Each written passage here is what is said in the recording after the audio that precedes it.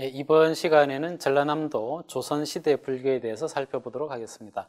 조선시대에는 조선 전기와 후기로 나눌 수 있는데요. 조선 전기에는 국가의 불교 정책에 대해서 살펴보고 조선 후기에는 전남의 불교에 대해서 살펴보도록 하겠습니다.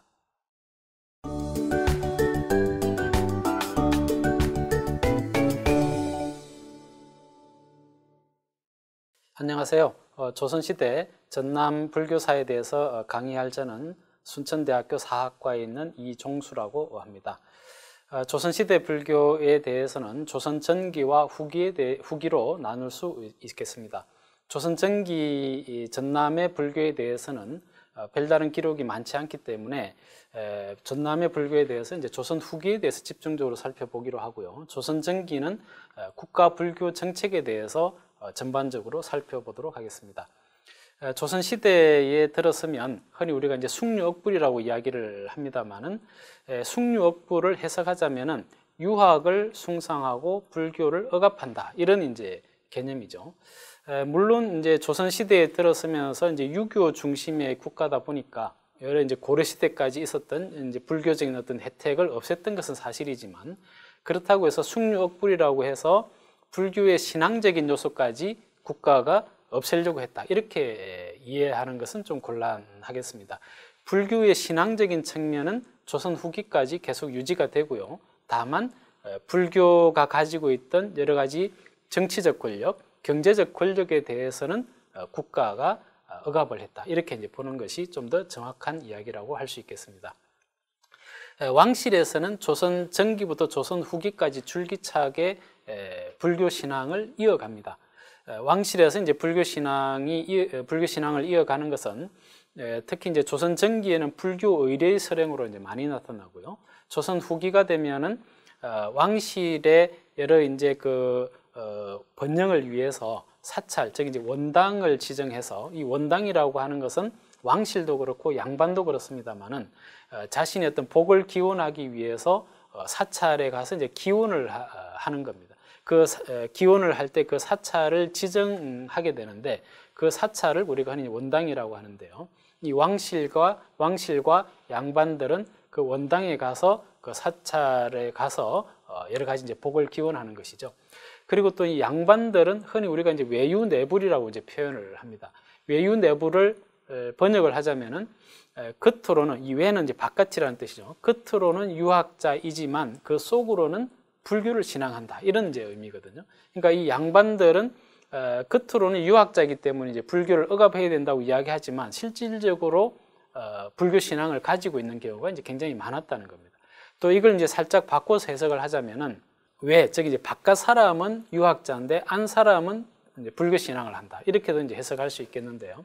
그러니까 다시 이야기해서 조선 시대에는 숙류억불이라고 이야기하지만 유학을 숭상하면서도 신앙적인 측면, 즉 이제 특히 사후의 문제, 죽음의 이런 문제에 대해서는 유교가 제대로 설명해주지 못하고 있기 때문에 이런 부분들에 대해서는 불교가 신앙적인 역할을 담당했다 이렇게 이제 볼 수 있겠습니다.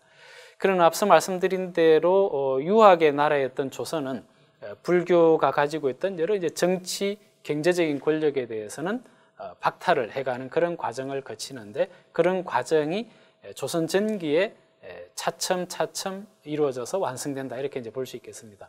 태종 때에는 11개 종파, 즉 이제 고려시대 이래로 전개되어 왔던 불교의 11개 종파를 7개로 축소했다 이런 이제 기록이 보입니다. 이제 이 11개 종파 가운데에서도 이제 교종으로는 화엄종과 법상종, 선종으로는 선문구산의 조계종과 천태종 이 4가지 종파를 제외하면 나머지 종파에 대해서는 우리가 잘 알지는 못합니다. 이름 명칭만 나와 있고 나머지에 대해서는 자세히 나와 있지 않은데요. 어쨌든 조선왕조실록에 이 11개 종파를 태종대의 7개로 축소해서 공인했다 이런 이제 기록이 나오고요. 그 외에 242개의 사찰에 소속되어 있던 전지, 즉 이제 논밭이 되겠죠. 이런 전지에 대해서만 인정을 하고 나머지는 국가의 것으로 이제 몰수하는 이런 이제 기록들도 보입니다. 그리고 또 사원노비 8만 명을 속공, 즉 이제 국가로 귀속시켰다는 것이죠. 전체로 보면 한 5분의 1 정도가 되는 것으로 파악이 됩니다만은 이런 사원 노비를 속공했다 이런 이제 기록들이 보이고요. 그리고 이런 어떤 그 방향성은 점차 계속 이어졌다 이렇게 이제 볼 수 있는데, 이 세종 때에는 7개의 종파를 선종과 교종의 양종, 즉 이제 양종이라는 말은 2개의 종파다 이런 말이죠. 그러니까 선종과 교종으로 축소했고, 또 242개 사찰의 전지를 인정하던 것을 선종 18개사 그리고 교종 18개사, 즉 이제 합치면 36개 사찰이 되겠죠. 거기에 소속되어 있는 전지만을 인정하고, 또 고려시대부터 쭉 이어져 왔던 성록사, 즉 이제 성녀들의 여러 가지 성적이라든지 또 주지 발령이라든지 여러 가지 성녀들의 행정을 담당했던 성록사를 폐지하는 이런 이제 정책을 펼칩니다. 그런데 이제 그 세종의 아들이었던 세조는 오히려 또 이제 불교 중흥을 하는 그런 이제 불교를 신앙해서 불교 중흥을 이루었던 그런 이제 왕이었죠. 강경도감을 설치한다든지 이제 이렇게 이제 불교 중흥을 합니다만은, 그러나 큰 틀에서는 불교의 정치 경제적 권력을 박탈했던 방향으로 나아갔다 이렇게 볼 수 있습니다. 성종대에는 이제 성녀들이 도성에 출입하는 것을 금지했다든지, 중종대에는 선종과 교종 이 2가지 종파 자체를 완전히 이제 폐지했다든지 또 성과를 폐지했다든지 이런 이제 기록들이 보입니다. 선종과 교종을 폐지했다고 해서 불교 자체를 없애는 것이 아니라 선종과 교종, 즉 이제 이런 종파들이 국가가 인정하던 것을 국가가 인정하지 않았다는 의미입니다. 그래서 이제 불교 신앙 자체는 계속 유지된다고 이제 볼 수 있겠죠. 그리고 명종대에는 문정왕후가 수렴청정을 하면서 선교 양종을 부활한다든지 또 성과를 부활한다든지 이렇게 이제 불교 중흥책을 이제 펼칩니다만은, 그런 이제 문정왕후가 돌아가신 이후에 다시 이 모든 것들이 이제 폐지되면서 불교의 정치적, 경제적 권력이 완전히 국가 권력으로부터 배제되었다 이렇게 이제 볼 수 있겠습니다.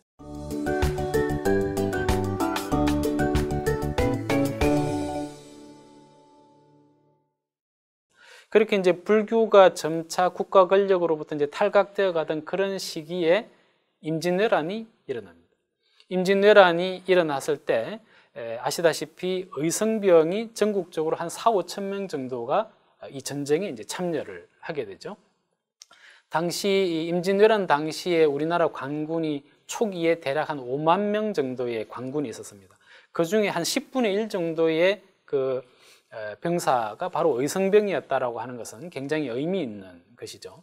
특히 조선 전기까지 유학자들이 불교를 비판할 때 가장 많이 내세웠던 것은 무부무군, 즉 이제 아버지도 없고 임금도 없고 이렇게 이제 그 불교는 출가를 해버리기 때문에 그런 무부무군의 종교다라고 하는 점이 이제 불교를 비판했던 가장 큰 이유 중에 하나였는데, 근데 막상 전쟁이 터지니까 승려들이 그야말로 칼을 들고 국가 또는 임금을 지키기 위해서 전쟁에 이제 참여했다라고 하는 것은 당시 유학자들에게 굉장히 이제 불교에 대해서 새롭게 인식할 수 있는 그런 이제 기회를 제공했다 이렇게 이제 볼 수 있겠습니다.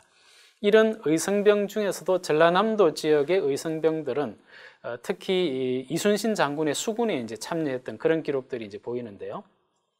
옥형이라든지 자온이라든지 이런 이제 스님들을 중심으로 해서 대략 한 300여 명의 수군에 참여했던 의성병들이 확인되고 있습니다.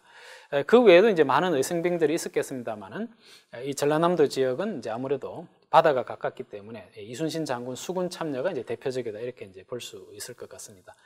그리고 나서 이제 또 나중에 병자호란이 발생을 하게 되는데, 이 병자호란에서도 백암각성이라고 하는 스님이 임진왜란 이후에 남한산성을 축조하게 되는데요. 임진왜란 이후에 나중에 이제 인조대에 남한산성을 이제 축조하게 되는데, 이 남한산성을 축조할 때 백암각성 스님이라고 하는 분이 남한산성 축조의 최고 책임자였습니다. 이 백암각성 스님이 이제 지리산 화엄사에 계셨던 그런 스님인데, 이 백암각성 스님은 당시 임진왜란이 일어났을 때도 의성병으로 참여했던 분이에요.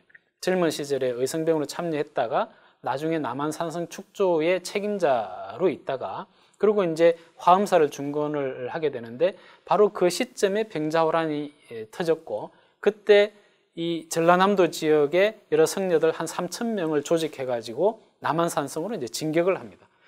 그런데 이제 불행하게도 남한산성에 도착하기 전에 인조가 그 항복을 함으로 해서 다시 되돌아오는 그런 이제 인연이 있습니다. 이런 어떤 과정을 통해서 이 전라남도 지역의 의성병들이 활약을 했다라고 이제 볼 수 있고요.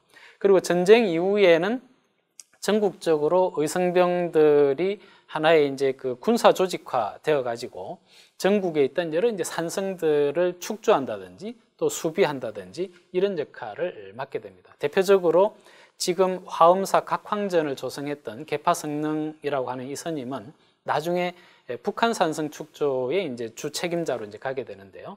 이런 이제 계파성능 스님이라든지 그 외에 많은 성녀들이 전라남도 여러 산성의 축조에 동원되었다든지 수비를 담당한다든지 그렇게 이제 볼 수 있겠습니다. 다시 이제 백원각성 스님으로 이제 돌아와서 조금 더 부연 설명을 하자면은요. 지금 이제 화면에 보시는 이 그림은 이제 화엄사 일주문입니다. 이 화엄사 일주문의 그 현판을 보면 지리산 화엄사라고 이렇게 되어 있고 옆에 좀 작은 글씨가 세로로 이렇게 이제 되어 있고요. 그리고 또 이제 대웅전의 현판도 이렇게 되어 있고 그 현판에 한쪽에 이제 작은 글씨가 있습니다만은 그 작은 글씨를 해석해 보면 이렇게 되어 있습니다. 그 작은 글씨는 일주문에 있는 작은 글씨와 대웅전에 있는 작은 글씨의 그 내용이 이제 거의 이제 같습니다. 그 내용을 보면은 숭전 9년 병자년, 즉 이제 이 병자년은 바로 병자호란이 일어났던 1636년을 말합니다. 그 병자년 8월에 의창군 이광이 썼다 이런 이제 기록이 있는데 이 말은 화엄사 중건을 병자년 8월에 거의 마무리했다는 이야기예요. 근데 병자호란이 일어난 그 이제 달은 12월입니다. 그러니까 병자호란, 즉 이제 병자년 12월에 청나라 군대, 당시 이제 여진족이 우리나라를 이제 쳐들어 왔습니다. 그래서 이 이제 화엄사를 중건을 거의 완료를 하고, 즉 이제 앞에서 의창군이라고 되어 있듯이 국가 왕실의 도움을 받아서 화엄사를 중건을 했는데, 앞서 이제 말씀드린 대로 백안각성은 남한산성 축조에 공이 있었기 때문에 왕실과 인연이 많았습니다. 그래서 이제 그 인연으로 화엄사를 다 중건을 하고 있었는데 병자호란이 터지니까 이 지역의 화엄사를 중심으로 해서 많은 이제 한 3,000명 정도의 성녀들을 모아서 진격을 했던 것이죠. 결국 이제 그런 것은 이제 무용지물이 되어 버렸습니다만은 그러고 나서 이제 그 이후에 이제 이 화엄사의 각황전을 세우게 되는데 이 화엄사 각황전은 대략 이제 1703년에 다 이제 완성이 됩니다. 근데 이 각황전이 있던 자리는 원래 장육전이 있던 자리입니다. 이 장육전은 신라 말에 창건이 이제 건축이 되었던 그런 건물인데요. 임진왜란 때 일본군에 의해서 불타서 무너졌던 그런 이제 건물이에요. 그 건물 자리에 각황전을 세웠던 스님이 이 계파성능이라고 하는 스님인데, 이 계파성능 스님은 각황전도 이렇게 이제 건립을 했고, 나중에 지금의 통도사에 있는 그 세존의 부처님의 진신살이라고 이야기하는 그 건물도 이제 이 계파성능 스님이 세웁니다만은 이 계파성능 스님이 나중에 조정에 불려가서 북한산성 축조에 동원이 됩니다. 이 북한산성 축조에 이제 계파성능 스님이 이제 큰 공을 또 세우기도 하는데요. 이제 이 각황전을 세울 때도 바로 이제 왕실의 도움을 받아서 그 기록에 보면은 형조참판 이진유가 이제 그 현판을 쓴 이제 그런 기록이 있는데요. 왕실과 또는 신하들의 도움을 받아서 이 각황전을 건설했던 것을 확인해 볼 수 있습니다. 이렇게 이제 그 의성병들을 중심으로 해서 이 전라남도 지역에 조선 후기 불교가 이제 점차 그 활성화되는 그런 이제 어떤 그 과정을 거치게 되고요. 그리고 이제 전라남도 지역에 이제 중요한 어떤 불교사의 사건으로서 이야기될 수 있는 것은 가흥대장경의 전례입니다. 이 가흥대장경이라고 하는 것은 중국 명나라 말기부터 해서 청나라 초기에 걸쳐서 약 한 100년 정도에 걸쳐서 민간 사찰에서 간행한 대장경입니다. 대장경이라고 하는 것은 이제 중국 송나라 때부터 해서 매 그 왕조 때마다 만들어지게 되는데요. 이 가흥대장경은 이제 그 이전의 대장경하고 좀 다르게 흔히 우리가 이제 방책본이라고 이야기하는데, 방책본이라고 하는 것은 네모난 책이다 이제 이런 의미인데요. 그 이전의 대장경은 두루마리 형식, 즉 이제 우리 이제 감아서 이렇게 이제 하는 그런 이제 권자본 형식인데, 이 가흥대장경부터는 이제 네모난 오늘날의 책처럼 방책본 형식으로 이제 만들어졌던 책인데, 이 가흥대장경을 중국에서 만들어서 일본으로 수출을 했습니다. 당시 이제 명나라하고 청나라가 이렇게 이제 서로 교체되는 이런 과정 속에서 이 가흥대장경을 만들었던 이 이제 세력과, 그리고 이 가흥대장경을 입수를 해서 일본에 수출해서 그 어떤 수익금이나 이런 것을 가지고 청나라에 대항하려고 했던 이런 세력들과 이제 관련이 있습니다. 근데 이 가흥대장경을 이제 중국 본토에서 이제 만듭니다만은, 당시 오늘날의 대만이죠. 그 대만 지역을 정성공이라고 하는 당시 청나라에 대항했던 명나라의 잔존 세력이 이 대만에 이제 거주를 하게 되는데요. 대만을 거점으로 해서 청나라 세력에 이제 대항을 하고 있었는데요. 중국 본토에서 가흥대장경을 수입을 해가지고 이 대만에서 일본으로 수출을 하게 됩니다. 그러니까 이제 대만에서 일본으로 이제 배가 가겠죠. 대만으로 이제 여러 차례 일본으로 이제 가면서 이 가흥대장경을 비롯해서 많은 이제 불교적인 어떤 그 기구라든지 또는 여러 가지 어떤 물품들을 일본에 수출하면서 거기서 남은 수익금으로 명나라 군대에 대항하고, 이런 이제 그 본거지가 바로 이 대만인데요. 그 대만에서 출발했던 배가 1681년에 출발했던 배가 태풍을 만나서 우리나라 전라도 임자도에 도착을 하게 됩니다. 그러니까 이제 태풍의 이 풍랑을 따라서 임자도에 이제 표류하다가 임자도에 이제 정착을 이제 하게 되는데요. 이 임자도로 이제 왔던 이 배 속에 있던 많은 이제 불구와 또 이제 책들이 있겠죠.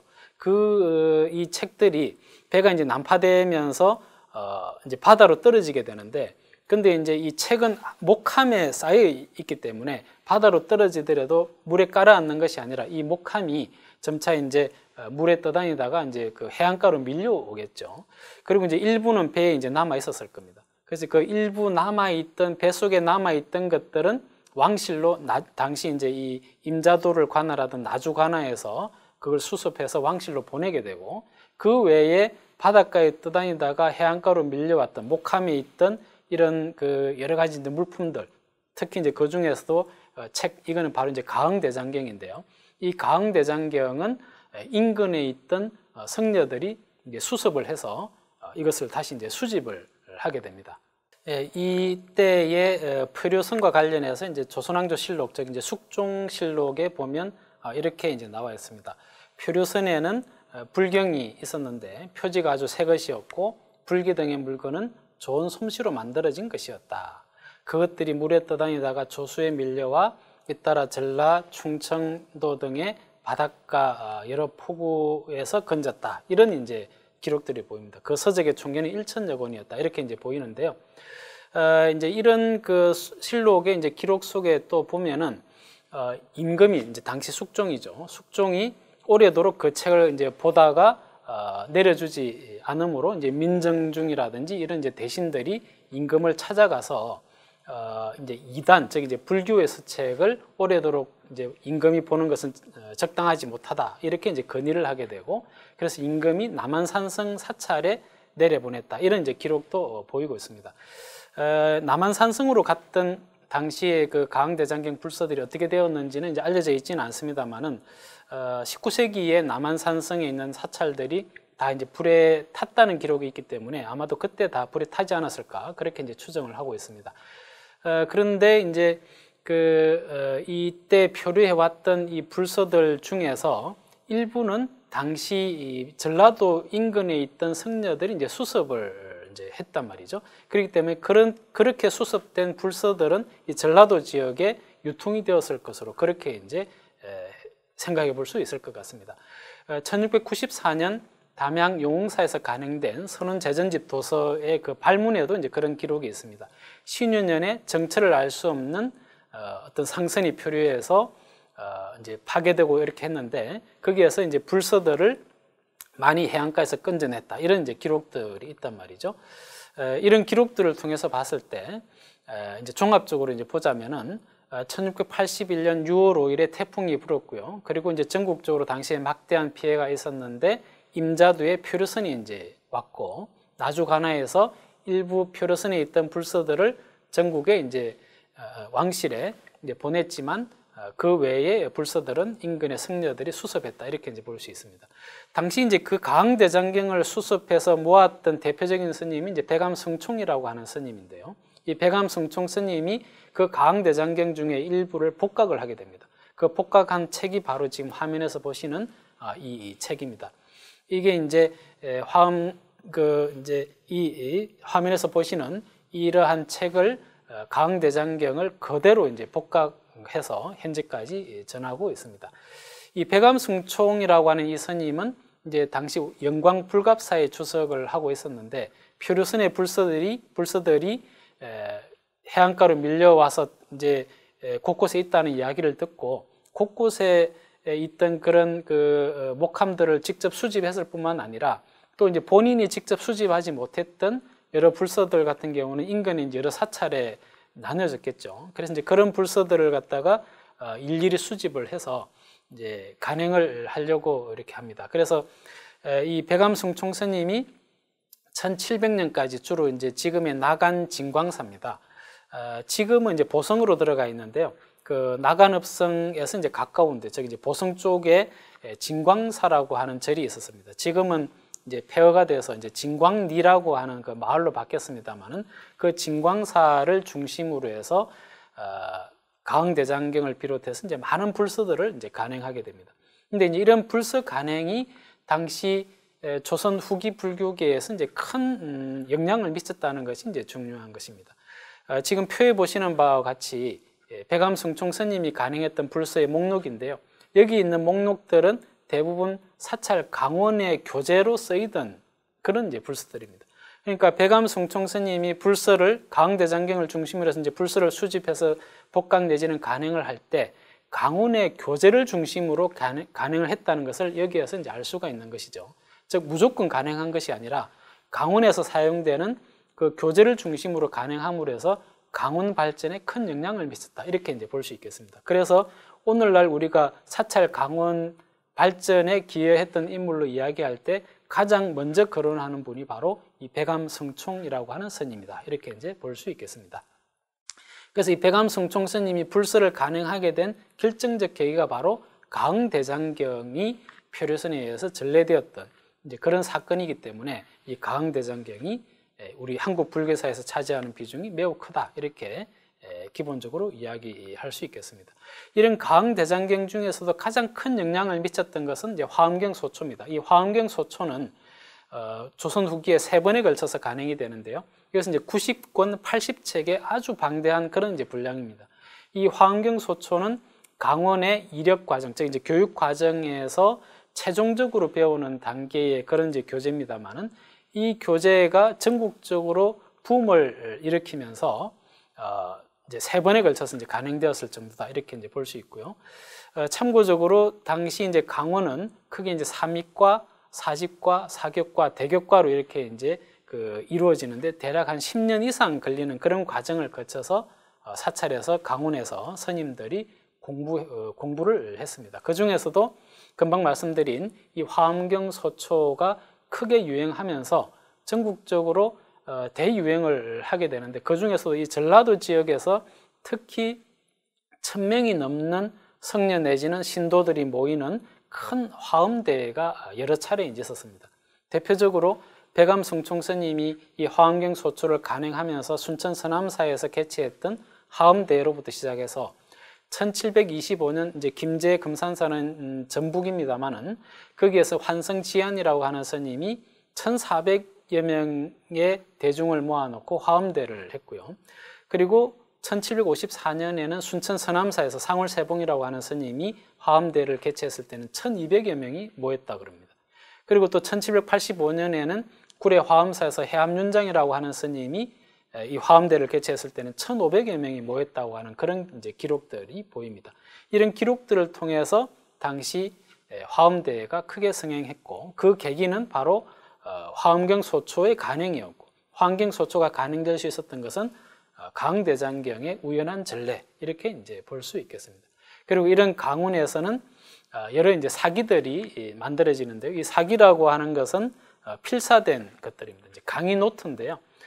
그 대표적인 사기가 연담유일의 사기, 무감채눌의 사기, 백파경선의 사기 이런 사기들로 이야기할 수 있겠습니다. 지금도 이제 이 사기는 연구 중에 있기 때문에 좀 더 이제 내용적인 사상적인 측면은 좀 더 시간이 필요할 것으로 이제 그렇게 생각됩니다. 그리고 이제 마지막으로 이제 전라남도 지역과 관련해서 이야기할 수 있는 것은 청어계와 부유계의 어떤 성립 그리고 사상 논쟁 이런 부분을 이야기할 수 있겠습니다. 조선 후기 불교를 이야기할 때 이제 청어계와 부유계를 이야기하는데요. 청어계라고 하는 것은 임진왜란 의성병을 중심으로 해서 이제 청어는 서산대사 청어휴정의 청어를 이제 딴 표현입니다. 임진왜란 의성병을 중심으로 해서는 청어계가 형성이 되고요. 그리고 이제 병자오란에서는 백암각성 스님이 이제 큰 역할을 하는데 백암각성 스님의 서성이 부유선수라고 하는 스님입니다. 그 부유선수의 부유라고 하는 글자를 따서 이제 부유계가 형성이 됩니다. 그러니까 청어계는 전국적인 어떤 그 계파로서 성장을 하고요. 부유계도 물론 전국적으로 성장을 합니다만 이 전라남도 지역을 중심으로 해서 이 부유계가 이제 발전을 하게 되는데 이 청어계와 부유계가 이 전라남도 지역에서는 대표적으로 청어계는 해남 대흥사를 중심으로 해서 발전을 하고요. 부유계는 순천 송광사를 중심으로 해서 발전을 합니다. 해남 대흥사에서는 나중에 서산대사의 충의를 기리는 표충사를 이제 건립하게 됩니다만은 18세기 후반에요. 이 18세기 후반에 이제 표충사를 건립하면서 청어계의 대표적인 종찰로서 자부를 하게 되고 부유계는 순천 송광사를 중심으로 해서 앞서 말씀드린 백암성충이 중심이 돼서 그 부유계의 정체성을 확립했던 그런 사찰입니다. 그리고 이제 이런 청어계와 부유계 사이에서는 서로 간에 이제 그 사상적인 논쟁을 벌이게 되는데 가령 심성 논쟁이 이제 18세기 후반에 일어납니다. 연담유일은 청어계를 대표하는 강사고 무감채눌은 부유계를 대표하는 강사인데요. 이 두 스님 사이에서 어떤 심성과 관련해서 청어계의 연담유일은 일성론을 주장하게 되고 부유계의 무감채눌은 다성론을 주장하면서 연담유일은 불교의 본질은 일성론이다 라고 주장하는 데 대해서 부유계의 무감채눌은 다성론이다 이렇게 주장을 하기도 합니다. 이런 이제 부유계와 청어계의 어떤 심성 논쟁이 있었고 그리고 이제 청어계 내부에서도 이제 선논쟁이 일어나는데요. 이 선논쟁은 지금까지 이 한국 불교사에서 조선 후기 불교를 이야기할 때 가장 대표적으로 이야기되어 왔던 그런 이제 논쟁입니다. 백파경선이라고 하는 스님과 초이의순이라고 하는 스님의 논쟁이 되겠습니다만은 이 논쟁의 핵심은 백파경선은 삼종선이라고 하는 것을 이제 주장을 하게 되는데요. 그 사상적인 측면은 좀 깊이 들어가야 되기 때문에 생략을 하고요. 백파경선은 삼종선을 주장했고 초이의순은 사종선을 주장했다. 이런 이제 내용입니다. 그런데 이런 주장에 대해서 추사 김정희가 여기에 이제 가담을 해서 백파경선에게 편지를 보내가지고 초이의순의 입장을 지지하게 됩니다. 그러면서 이제 이게 세상에 좀 더 이제 널리 알려지게 됐고요. 그리고 그 이후에 우담홍기라고 하는 스님은 의순의 견해를 지지하고 또 설두유행이라고 하는 스님은 백파경선의 견해를 지지하고 또 축원진화라고 하는 스님은 다시 또 초이의순의 견해를 지지하면서 조선 후기까지 근대 시기까지 이어져 왔던 것이 이 선논쟁이라고 할 수 있겠습니다. 네, 이상으로 조선시대 불교 전남 지역 불교사에 대해서 간단하게 말씀드렸습니다.